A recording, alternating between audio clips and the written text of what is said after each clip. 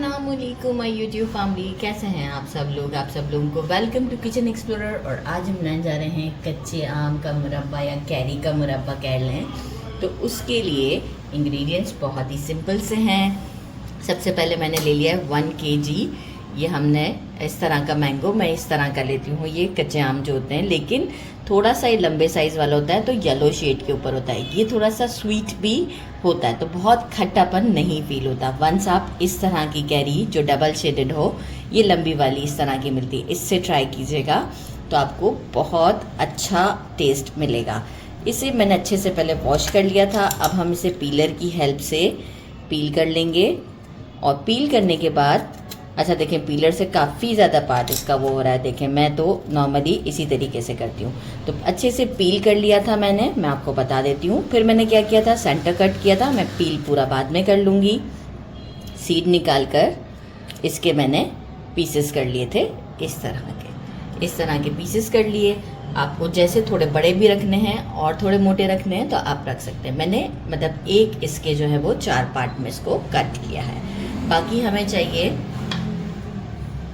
ज़ाफ़रान, जो है वो हम 1 पिंच यूज़ करेंगे। नकली है ये तो हमें पता है। एक बड़ा दालचीनी का टुकड़ा, और ये वाली दालचीनी और ये वाली दालचीनी में आप डिफरेंस भी देख सकते हैं। ये रेगुलर हम सालन वगैरह में डालते हैं और ये स्वीट्स वगैरह में डाली जाती हैं, जो कि लाइटर शेड के ऊपर होती है।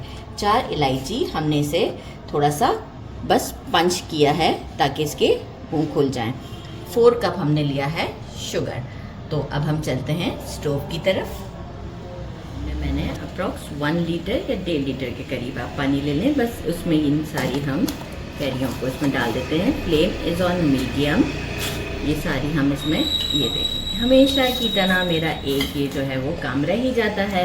अच्छा, ये सब हम इसमें डाल देते हैं और इसे फ्लेम मीडियम पर है, लिड लगाते हैं। घड़ी देखकर 5 मिनट के लिए बस एक बॉयल देना है। इसके बाद हम चेक करेंगे, क्योंकि हमें बहुत सॉफ्ट नहीं करना है। 5 मिनट के बॉयल के बाद आपको उसकी कंडीशन शो करवानी है। यहाँ मुझे हो चुके हैं तकरीबन 7 मिनट हो गए हैं। ठीक है, मैं चेक करती जा रही थी। यहाँ पर हम क्या करेंगे, स्टोव को देखें मैं बंद ही कर देती हूँ क्योंकि अब ज़्यादा टाइम नहीं। ये देखें थोड़ा सा सॉफ्ट हो जाए। अब क्या करेंगे, स्ट्रेनर की हेल्प से मैं इसे स्ट्रेन करती हूँ और आपको शो करती हूँ। हम इस मोमेंट पर, ये देखें बिल्कुल गर्मा गर्म है, स्ट्रेन कर दिया है। सारा शुगर हम इसमें ऐड कर देते हैं और बिल्कुल स्टर नहीं करेंगे। अभी हम इसे लिड लगाकर कवर कर देते हैं। और ये अभी तकरीबन हम इसे 30 मिनट्स के लिए, 30 to 40 मिनट्स के लिए कवर कर छोड़ते हैं। इसके बाद आपको शो करती हूँ मैं इसकी कंडीशन क्या है। इसके बाद हम स्टोव की तरफ अगेन चलेंगे। देखिए 30 मिनट्स ही हुए हैं और ये आप चेक कर सकते हैं कि शुगर का कितना सिरप बन चुका है। अच्छा, क्या किया मैंने, इस सिरप में से अभी शुगर है काफ़ी बाकी, लेकिन इस सिरप में से मैंने 2 टेबलस्पून जो है वो एक बोल में निकाल लिया है। पिंच ऑफ नकली सैफरन, ये अच्छा कलर दे देगा इसे, और खुशबू तो बस ओके ही है, वो मैं आपको क्या बताऊँ। तो बस अभी ये थोड़ी देर में अपना कलर रिलीज़ कर देगा और हम चलते हैं स्टोव की तरफ। स्टील का ही मैंने फ्राइंग पैन ले लिया है और इसमें हम ये सारा जो हमारा है सिरप के साथ कैरी, ये हम इसमें डाल देते हैं। फ्लेम को हम मीडियम टू हाई पे रखेंगे और स्टर नहीं करेंगे। अभी हम कंटिन्यूस इसे कुक करेंगे मीडियम टू हाई के दरमियान 4 to 5 मिनट्स। इसके बाद मैं आपको शो करूंगी। एक्चुअल हमें बस एक तार की चाशनी तक ही इसे कुक करना है। तो जैसे ही मुझे 5 मिनट होते हैं मैं आपको शो करती हूँ।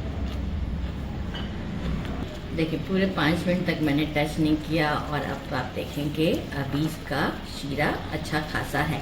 लेकिन अभी हम जो है वो 5 मिनट हो चुके हैं, दालचीनी और इलायची ऐड करते हैं और इसे स्टर कर देते हैं एक बार। अब हम अगेन इसे जब तक कुक करेंगे, हो सकता है मीडियम टू हाई फ्लेम पर के आपको 4 से 5 मिनट और लग जाएं, ये एक तार की चाशनी ना बन जाए। तो थोड़ा सा ठंडा करके फिर हम चेक करेंगे। अभी नहीं है तो अभी 4 से 5 मिनट और मैं देती हूँ।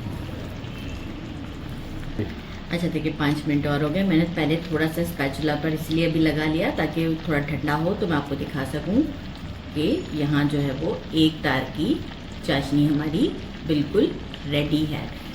थोड़ा सा ठंडा नहीं है अभी इस वक्त, लेकिन ये देखें फील हो रहा है आपको।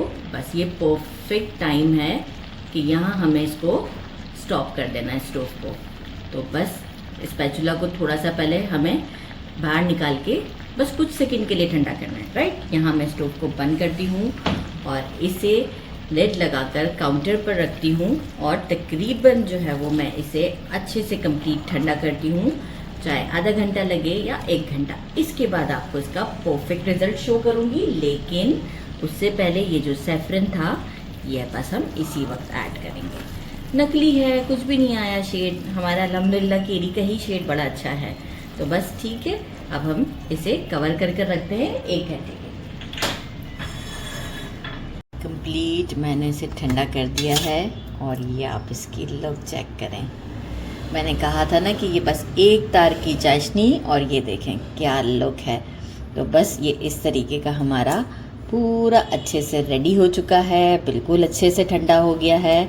अब मैं क्या करूँगी, आपको टेस्ट भी कर बताऊँगी और इसे एक हम कांच के जार में डालेंगे ताकि जो है वो ये बिल्कुल परफेक्ट आपको मैं जार में भी इसको डालते हुए दिखा दूँगी। ये देखें कितना ज़बरदस्त है, ये सॉफ्ट है बिल्कुल बिल्कुल जिस तरीके से हम बचपन में खाते हैं ना वैसी। बिस्मिल्लाह। बहुत डिलीशियस है, बहुत ही ज़्यादा। मतलब सिनेमन का जो फ्लेवर है, इलायची का है, सैफरन का भी है, बिल्कुल है।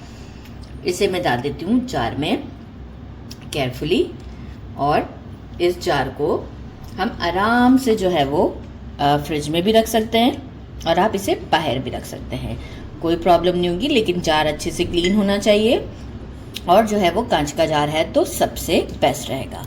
तो बस इसे आप ज़रूर ट्राई कीजिएगा। मेरे चैनल को लाइक और सब्सक्राइब करना नहीं भूलिएगा। अपना ख्याल रखिएगा। अल्लाह हाफिज़।